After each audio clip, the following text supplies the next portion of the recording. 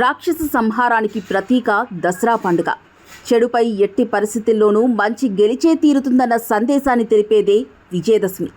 అయితే దసరా లేదా విజయదశమి విశిష్టతను తెలియజేసే అనేక పురాణ గాథలు మనకున్నాయి. అందులో అత్యంత ప్రధానమైనది మహిషాసుర వధ. ఈ కథ ఏంటంటే, పూర్వం మహిషాసురుడు అనే రాక్షసుడు ఉండేవాడు.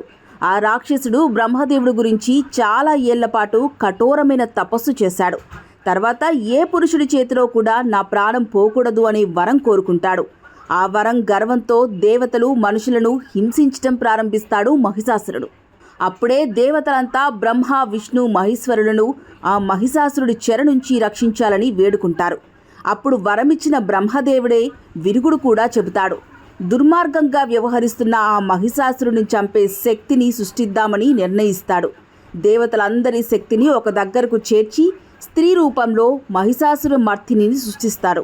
ఆ అమ్మవారు 9 రోజులు మహిషాసురుడితో యుద్ధం చేసి అందరినీ కాపాడుతుంది.